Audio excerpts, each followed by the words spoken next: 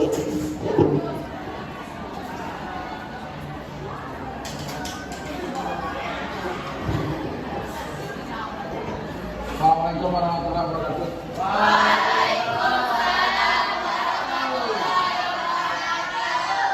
Selamat pagi. Luar biasa semangatnya. Kelas 11 Boga 2. Untuk hari ini kita akan melanjutkan pelajaran kita. Namun sebelumnya saya akan mengecek kehadiran kalian.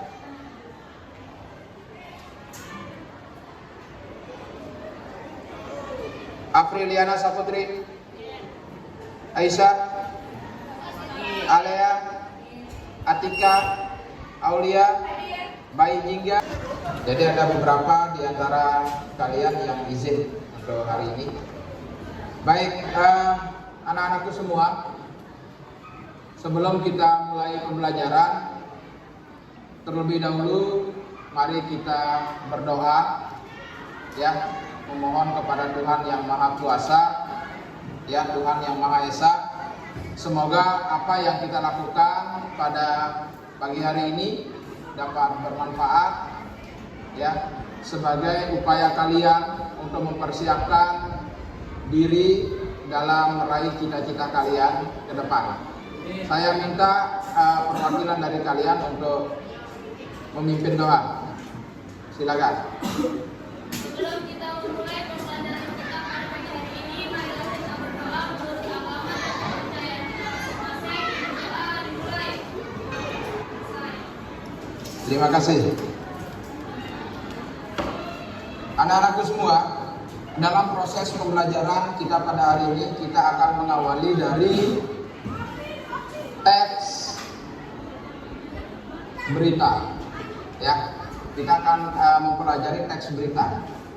Namun sebelum kita masuk ke pembelajaran, terlebih dahulu saya akan bertanya kepada kalian, kira-kira berita apa yang pernah kalian dengar di hari ini? Anda pernah dengar berita di hari ini? Ada berita apa? Berita tentang apa? Berita terpilihnya ketua OSIS. Ya, jadi ketua OSIS SMK Negeri 4 Mataram yang baru kemarin dilakukan pemilihan secara langsung itu sudah menetapkan calon terpilih. Ya, itu yang kalian dengarkan beritanya. Apalagi selain dari itu, mungkin berita pemberitaan di masyarakat, di wilayah kalian, di kota kalian, di provinsi, ataupun berita secara nasional. Ya, oke, berita.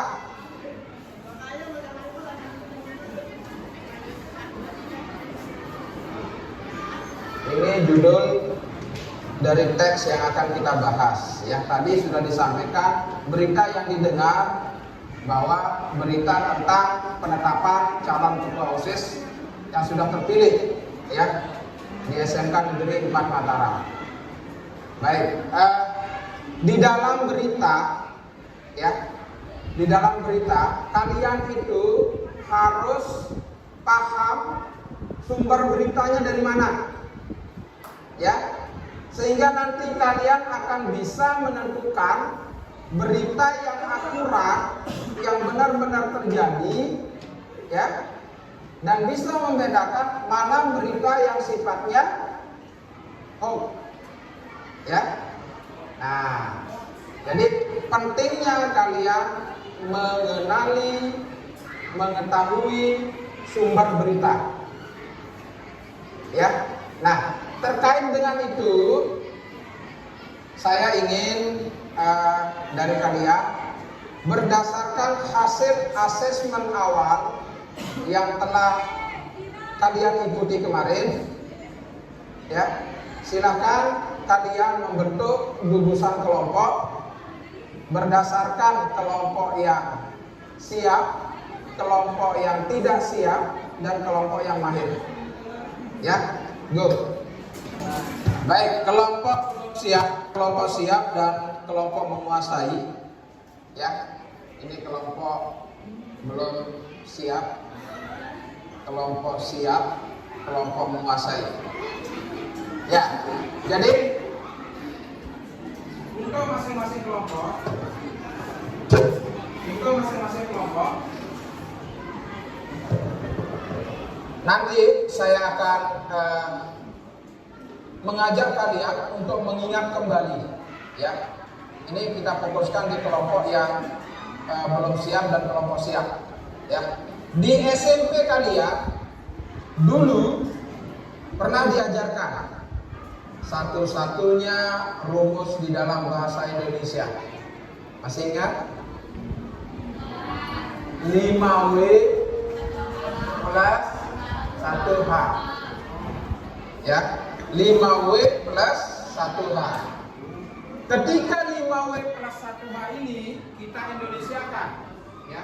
Kita Indonesiakan menjadi adik, ya, adik Simba. Ya, adalah singkatan dari apa, di mana, kapan, siapa, mengapa, dan bagaimana. Ya, ini adik Simba. Oke. Adik Simba ini nanti kalian akan gunakan di dalam menentukan isi dari berita. Nanti Pak Guru siapkan berita, ya. Kemudian kalian mencoba untuk menganalisis, ya, isi dari berita itu dengan cara mencari jawaban dari adik Simba, pertanyaan adik Simba yang sudah kalian buat. Untuk apa? Apa yang diberitakan? Ya, kan jelas di situ. Kemudian di mana peristiwanya? Di mana kejadiannya? Ya. Lalu kapan? Ini berhubungan dengan waktu.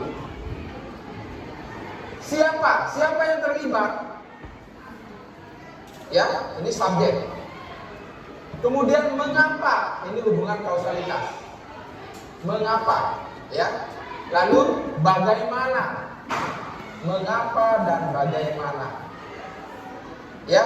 Nah, untuk kalian yang berada pada posisi menguasai, nanti saya akan meminta kalian, mengarahkan kalian untuk menganalisis berita, kemudian kalian membuatkan hasil analisis berita tersebut dalam bentuk infografis, ya, menggunakan aplikasi Canva. Oke? Siap? Saya belum dengar suaramu. Siap? Ke pembahasan, saya ingin mencoba mengajak kalian untuk membangkitkan semangat belajarmu dengan bermain, ya, dengan bermain jika maka. Pernah dimainkan sebelumnya? Oke, dengarkan, saya akan jelaskan cara bermainnya. Nanti saya akan menunjuk salah satu di antara kalian untuk membuat kalimat menggunakan konjungsi jika. Ya. Nah, contoh, jika saya melihat teman bersedih, ya, itu, ya. Lalu kemudian saya tunjuk temanmu yang lain untuk menyambung, ya, melanjutkan kalimat itu. Maka, ya, maka saya akan membantu, ya, dengan ikhlas. Contoh, jika saya melihat teman bersedih, maka saya akan membantu dengan ikhlas. Nyambung tak? Bu, ya, tergantung dari konteks permasalahan. yang dialami oleh temanmu. Selanjutnya saya menuju kamu. Silakan jika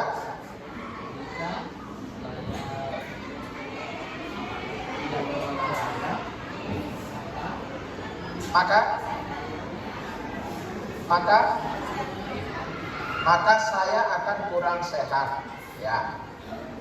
Oke, sudah 2 dari kelompok sini. Silakan. Ayo.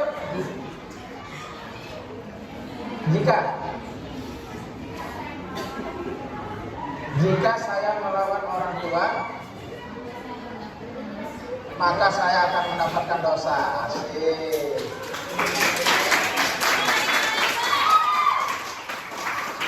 Itu adalah bentuk kesadaran pribadi yang tampak di dalam diri kalian. Ya, yang tampak di dalam diri kalian. Baik, terima kasih siswa hebat. Saya akan memberikan materi. Silakan untuk kelompok yang saya sebutkan tadi untuk melihat materi yang ada di depan. Oke, dari belakang jelas ya. Teks berita menyampaikan informasi penting. Ya, kita mulai dari definisi dari teks berita. Teks berita itu adalah jenis teks yang menyampaikan informasi faktual dan terkini. Informasi faktual dan terkini. Jenis teks yang menyampaikan informasi faktual dan terkini kepada pembaca. Ya. Teks berita memegang peranan penting dalam menyebarluaskan pengetahuan dan meningkatkan kesadaran masyarakat. Ya. Dari definisi ini, tujuan dari sebuah berita ya sudah tampak jelas, di mana berita memiliki tujuan dalam menyebarluaskan pengetahuan dan meningkatkan kesadaran masyarakat. Ya.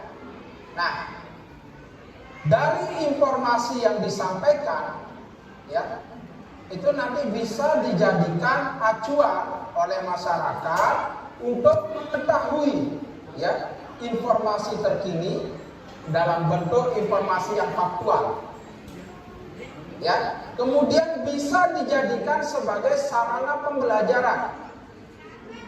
Bagaimana kalau seandainya nanti berita yang dimunculkan adalah berita kekerasan misalnya. Ya. Dari berita tersebut, masyarakat mungkin akan waspada, ya, supaya tidak terjadi kekerasan pada diri maupun keluarga terdekatnya. Ya, saya lanjutkan. Struktur dari berita seperti yang terlihat di layar, bahwa terdiri dari judul, lead, dan isi. Saya tuliskan struktur, judul, isi. Ya, kita lihat judul itu memberikan gambaran ringkas tentang isi berita. Memberikan gambaran ringkas tentang isi berita. Dari judul saja, biasanya pembaca atau pendengar berita itu bisa tertarik, ya, untuk berita yang disajikan dalam bentuk media cetak, ya, atau media elektronik lainnya, dalam bentuk tulisan, otomatis ada pembaca. Penikmatnya itu adalah pembaca, ya kan? Berbeda dengan berita yang disampaikan secara langsung, ya, dalam pemberitaan di televisi. Ya, itu berarti yang mendengarkan berita. Di radio yang mendengarkan berita. Itu cara menikmati informasi atau berita yang disampaikan. Kemudian pada lead, ya, itu menyampaikan informasi paling penting dalam 1-2 kalimat pembuka. Kira-kira yang suka baca berita, ya, posisi judul di mana, lead-nya di mana, kemudian isinya di mana. Ya. Nah, sudah jelas kalau judul itu berada di atas. Yang dimaksud dengan lead 1-2 kalimat, ya, pembuka, ya, yang menarik, informasi paling penting itu berada di awal paragraf pertama biasanya, ya, ada 2 atau 3 baris kalimat, ya. Setelah itu lalu diikuti oleh isi yang menguraikan informasi secara rinci, ya, menguraikan informasi secara rinci. Oke, mohon tenang dulu, jangan terpancing, ya. Oke, baik, saya lanjutkan. Kalian bersama saya. Ciri-ciri dari berita. Oke, ciri-ciri dari berita. Yang pertama itu faktual. Yang kedua aktual. Yang ketiga objektif dan ringkas. Ciri dari berita: faktual, objektif, aktual, ringkas. Bagaimana berita yang bersifat faktual? Faktual di dalam sebuah berita itu berdasarkan fakta yang terdapat, ya, fakta yang dapat diverifikasi. Fakta itu apa? Kenyataan, ya, berdasarkan fakta yang dapat diverifikasi, bukan mengada-ngada, ya. Kalau tidak dapat diverifikasi faktanya, berarti itu sudah bisa dikatakan bahwa informasi yang disampaikan di dalam berita bersifat hoax. Oke, hoax, tidak benar, ya, bohong, berita bohong. Hati-hati, ya. Begitu cara kalian untuk melihat bagaimana menilai sebuah berita. Kemudian objektif, menyajikan informasi tanpa bias atau pendapat pribadi. Itu objektif. Lalu kemudian aktual, membuat informasi terkini dan terbaru. Ringkas, padat, dan langsung pada inti permasalahannya. Oke? Sampai di sini ada pertanyaan? Ada pertanyaan enggak? Sudah jelas? Sudah jelas? Perhatikan di situ ada LKPD. Ada LKPD. Petunjuk pengerjaan secara bersama-sama siswa menyiapkan HP. Keluarkan HP-nya. Keluarkan HP-nya. Berdasarkan laporan yang ada di aplikasi bahwa rata-rata dari kalian menunjukkan pemahaman kalian di dalam pembelajaran teks berita pada hari ini, ya. Terima kasih atas kerjasamanya. Selanjutnya silakan keluarkan buku latihan. Silakan keluarkan buku latihannya. Kita berlanjut ke LKPD yang kedua. Bisa dibaca. Peserta didik dapat menemukan informasi aktual dan akurat pada teks berita. Ya. Jadi nanti kalian diminta untuk mencari berita, kemudian dari berbagai sumber ya, cari berita dari berbagai sumber, lalu tentukan judul berita, nama sumber beritanya, tanggal beritanya kapan, penulis beritanya siapa. Nah, untuk penulis berita biasanya menggunakan inisial. Ya, penulis berita itu menggunakan inisial. Kalian temukan penulis dari berita tersebut pada bagian akhir kalimat dalam berita. Biasanya dikasih tanda kurung lalu inisial, ya, itu penulisnya. Contoh, setelah kalimat-kalimat berita, lalu di kalimat akhirnya ada inisial dalam kurung, ya, misalnya RH, ya, tahu RH siapa? Nah, Amin Hidayat misalnya, ya, begini caranya, ya. Di situ kalian menemukan inisial penulis berita, ya. Judul berita, lalu kemudian ada link, ya. Setelah itu isi. Strukturnya sederhana, ya, sangat sederhana. Kalau kita bandingkan dengan struktur, miriplah dengan struktur teks prosedur kompleks. Kalau teks prosedur kompleks strukturnya apa? Tujuan dan langkah-langkah. Ya, kalau ini ada judul, isi, 3 strukturnya. Judul, lead, isi. Lead itu apa? Kalimat penting, ya, kalimat penting di dalam sebuah berita. Kalau di teks-teks yang lain, kalimat penting dalam sebuah teks, misalnya teks laporan hasil observasi, ya, ada pernyataan umum, ya, definisi umum, kemudian pernyataan umum atau definisi umum, ya, deskripsi bagian, deskripsi manfaat.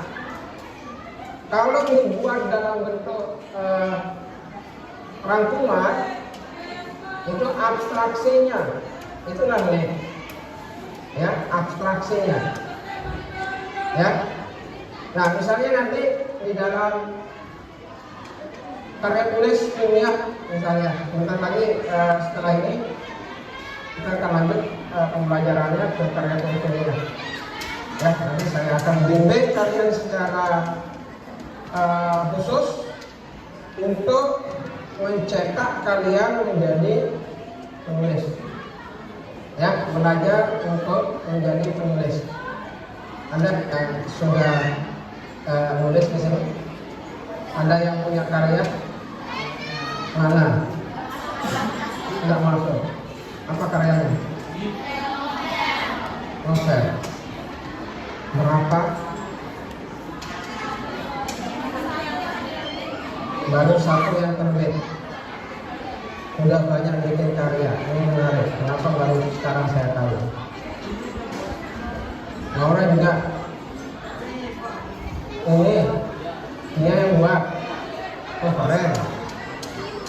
Di kelas sebelah juga ada kan? Yang di kelas sebelah? Saya. Ya. Itu saya bimbing juga. Ya, kalau saya dia datang nyari saya. Ya, saya berikan bimbingan. Di tahun lalu itu kakak kelas kalian yang dari jurusan busana. Jurusan busana itu yang saya terbitkan bukunya ada 4 judul. 4 judul buku yang Pak Guru bantu untuk terbitkan, ya, sehingga sudah memiliki ISBN. Sudah memiliki ISBN.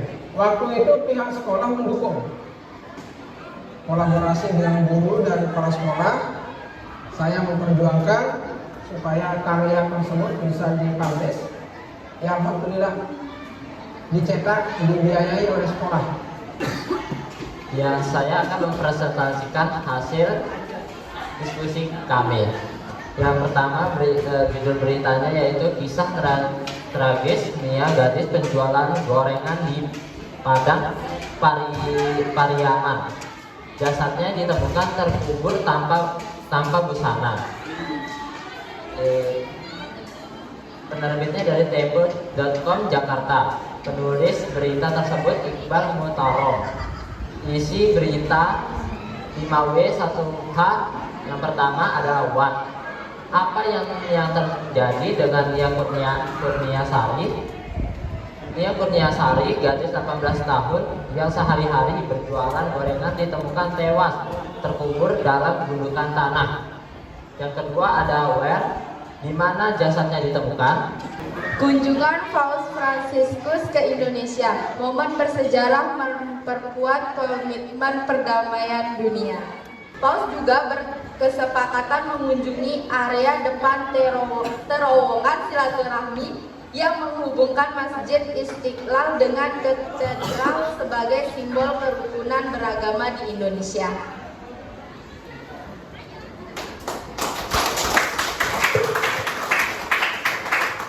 Kegiatan akhir kita, saya inginkan kalian untuk memberikan umpan balik refleksi terhadap proses pembelajaran kita pada hari ini. OPKK ditempel aja ya. Di mana-mana ada itu di umpan balik siswa. Saya akan mencoba untuk melihat bagaimana refleksi kalian, umpan balik kalian terhadap proses pembelajaran kita pada hari ini. Harapan saya pada pembelajaran ini semoga bisa lebih baik lagi dan lebih seru. Walaupun ada guncangan yang mampir, kita tetap belajar. Alhamdulillah kita dilindungi oleh Tuhan. Ya, ada yang saya baca agar dapat saya pahami dengan baik. Oke. Dari apa yang saya sampaikan tadi, sudah tampak bagaimana pemahaman kalian terhadap mengidentifikasi, menganalisis isi berita. Ya, yang dibuktikan tadi, saya memang meminta salah satu di antara teman kalian untuk mempresentasikan itu untuk sebagai bukti. Ya, dari situ kemampuan kalian sudah bisa saya anggap sudah mampu untuk memahami apa yang saya sampaikan dan tujuan pembelajaran kita sudah tercapai. Saya ucapkan terima kasih atas kehadiran kalian mengikuti proses pembelajaran, meskipun tadi sempat disampaikan juga oleh teman-teman kalian kesannya sangat luar biasa ya, karena walaupun ada guncangan-guncangan tetapi kalian tetap memiliki semangat belajar yang luar biasa untuk menyelesaikan penjelasan materi yang Pak Guru sampaikan. Sebelum kita akhiri pembelajaran kita, mari kita berdoa. Ya, mari kita berdoa. Mudah-mudahan ke depan kita selalu diberikan kesehatan, diberikan nikmat oleh Tuhan. Ya, dalam menuntut ilmu, kalian diberikan semangat. Kemudian kalian juga diberikan kemudahan serta kelancaran di dalam menyerap pembelajaran yang disampaikan oleh Bapak Ibu guru kalian di dalam kelas. Ya, untuk itu mari kita berdoa sesuai dengan keyakinan kita masing-masing. Berdoa mulai.